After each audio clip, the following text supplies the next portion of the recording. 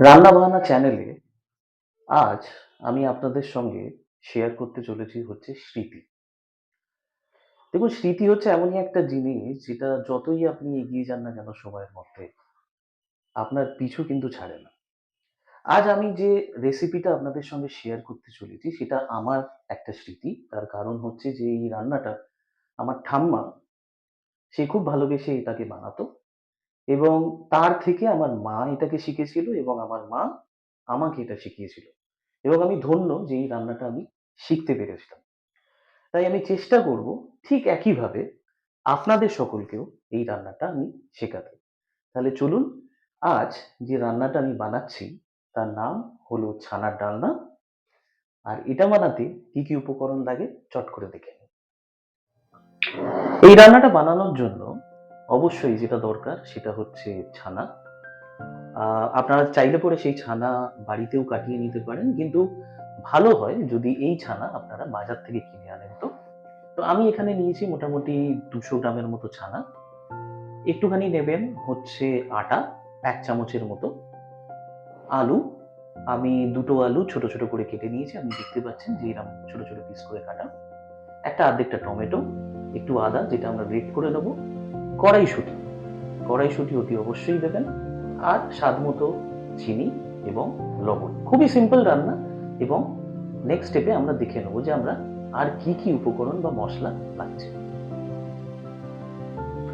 এই রান্নায় ফোড়নেতে কিছু অল্প বিস্তর মসলা গিয়ে থাকে। সেটা হচ্ছে আপনার গোটা জিরে, তেজপাতা, আপনার লবঙ্গ, ছোট এলাচ আর দালচিনি। তো এগুলো আমি পুরোটা ব্যবহার করব না, ছোট, ছোট কোয়ান্টিটিতে ব্যবহার করব।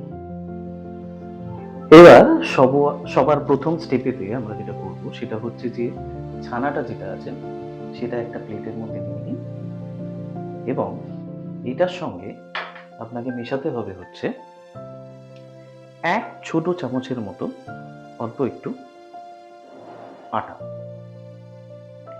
এবার এই ছানা আর এই আটা, এই দুটো জিনিসকে এই যে হাতের তালু আছে এই দিয়ে ভালো করে আপনাকে মিক্স করতে হবে। ছানাটা যত স্মুথ হবে তত কিন্তু এটা ফুলবে এবং আরো বেশি টেস্ট আসবে। দেখুন আমি কিভাবে করছি। প্রথমে মেখে নেবেন।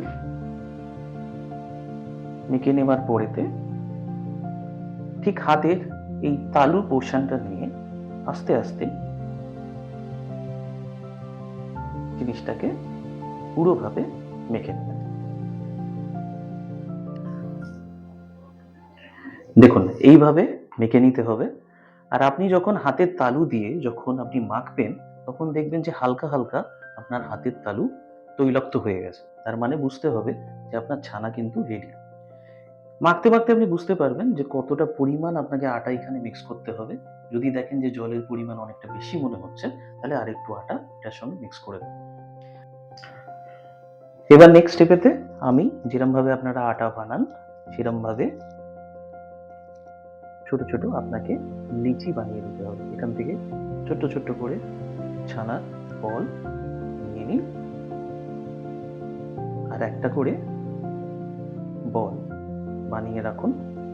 আমি একটা বানিয়ে দেখাচ্ছি যে লিচি কিভাবে বানাতে হবে। হালকা করে গোলাকার তৈরি করবেন। করার পরেতে উপর থেকে হালতো করে প্রেস করবেন। দেখুন এরকম টাইপের আপনাকে লিচি বানাতে হবে। দেখতে পাচ্ছেন এরকম করে ছোট, ছোট বলস আমরা বানিয়ে নেব। এবার গ্যাস জ্বালিয়ে নিলাম আর দিয়ে দিচ্ছি হচ্ছে সাদা তেল। সাদা তেল দিয়ে দিলাম। তেল গরম হয়ে গেছে। এবার আমি একটা, একটা করে এই ছানার বল আমি তেলেতে ছেড়ে দিচ্ছি। আঁচটাকে এই সময়তে মিডিয়াম থেকে স্লো রাখবেন। বেশি আঁচ রাখলে পরে খুব তাড়াতাড়ি পুড়ে যেতে পারে বা নিচে লেগে যেতে পারে।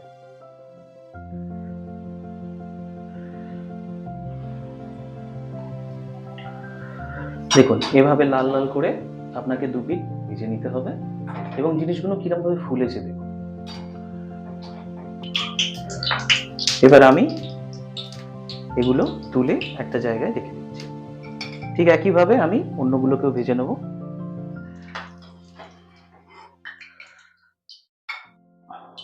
দেখুন কি সুন্দর ফুলেছে এবং কি সুন্দরভাবে বলগুলো এক ফোঁটা ভেঙে যায়নি এবং ভালো আছে।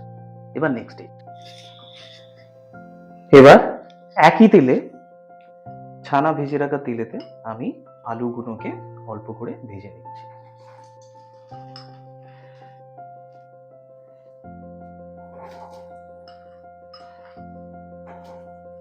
আলুগুলো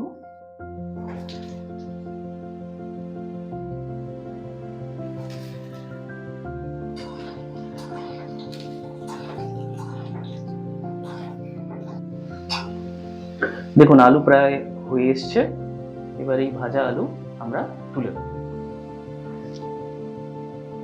এবার আমরা একটা মশলা বানিয়ে নেব। সেই মশলাটার জন্য 1 চামচ কাশ্মীরি লঙ্কার গুঁড়ো। কাশ্মীরি লঙ্কার গুঁড়োতে যেরকম আমার আগের ভিডিওতে বলেছি, তাতে আপনার কালার আসে, ঝালটা খুব বেশি পরিমাণ আসে না। তার সঙ্গে আমি দেব হচ্ছে ধনে গুঁড়ো, জিরে গুঁড়ো, দুটোই আমি 1 ছোট চামচের মতো দিলাম।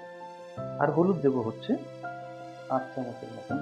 আর যদি একটু ঝাল খেতে আপনারা পছন্দ করেন তাহলে সামান্য একটুখানি নর্মাল লঙ্কার গুঁড়ো দিতে পারেন। ব্যাস, এবার এই মিশ্রণেতে আমি অল্প একটুখানি জল মিশিয়ে নেব এবং এটার একটা পেস্ট আমি বানাবো।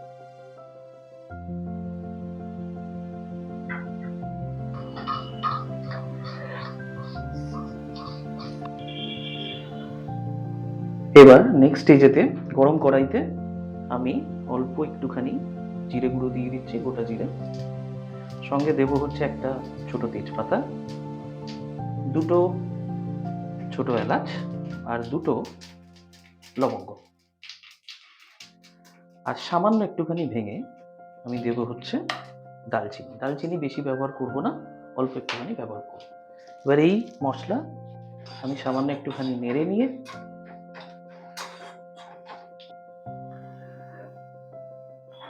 এরপরে চলে যাচ্ছে হচ্ছে কড়াইশুঁটি।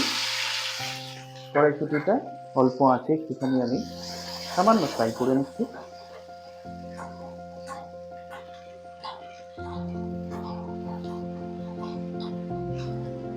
আর তারপরে আমি দিয়ে দেবো হচ্ছে যে টমেটোটা আমি কেটে রেখেছিলাম। টমেটো আর আদা দুটো আমি একসঙ্গে দিয়ে দিলাম।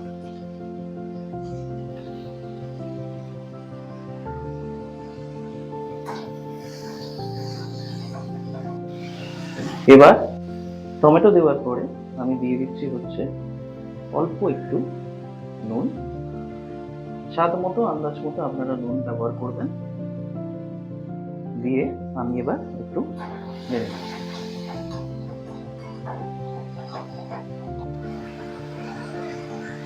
এবার আমি 1/2 চামচের মতো চিনি এটাতে দিয়ে দিচ্ছি। আর সঙ্গে আমি দিয়ে দেবো হচ্ছে যে মশলাটা আমি তুলে রেখেছিলাম সেই মশলা।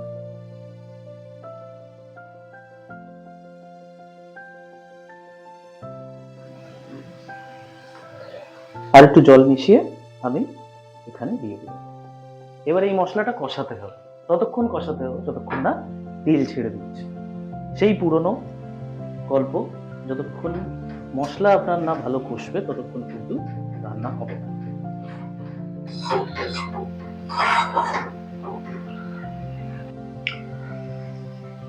এই স্টেজে আমার মশলা কষানো অলমোস্ট ডান। দেখুন সাইড দিয়ে অলমোস্ট তেল ছেড়ে দিয়েছে। এবার আমি যেটা অ্যাড করবো সেটা হচ্ছে আলুগুলো সবার প্রথমে। তো আমি আলুগুলো অ্যাড করে দিচ্ছি। ছানাটাকে অ্যাড করবো পরে, তার কারণ ছানা যেহেতু খুবই নরম জিনিস, এই স্টেজেতে যদি অ্যাড করে দিই তাহলে ছানা ভেঙে যেতে পারে। আলু দিয়ে দিয়েছি, এবার অল্প একটু মিক্স করে নিলাম। আর ঠিক এই স্টেজে আমি দিয়ে দেবো হচ্ছে জল। আমি প্রায় 1 কাপ, বড় কাপের মতো জল আমি এখানে মিক্স করে দিলাম।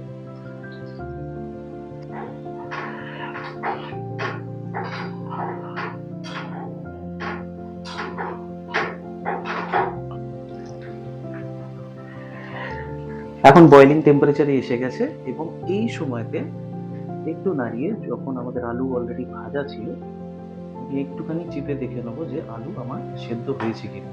আলু একদম পারফেক্টলি সেদ্ধ হয়ে গেছে এবং এই সময়তে আমরা দিয়ে দেবো হচ্ছে ছানাটা।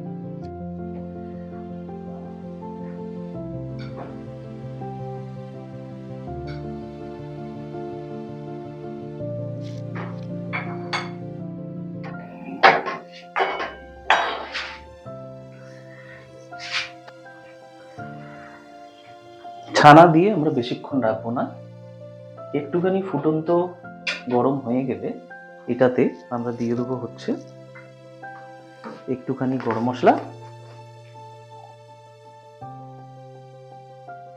সামান্য একটু গরম মশলা, আর যাবে হচ্ছে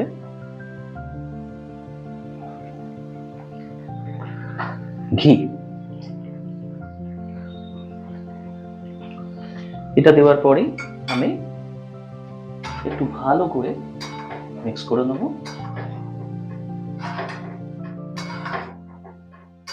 আর মিক্স করে নেওয়ার পরে আমাদের রেডি ছানা ডালনা।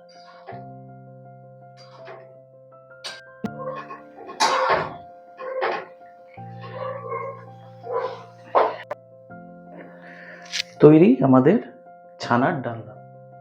আপনারা খাবেন, বানাবেন এবং অতি অবশ্যই জানাবেন যে কেমন লাগলো। ততক্ষণ আপনারা ভালো থাকুন, সুস্থ থাকুন এবং আবার দেখা হচ্ছে অন্য কোনো রেসিপি নিয়ে অন্য কোনো দিন।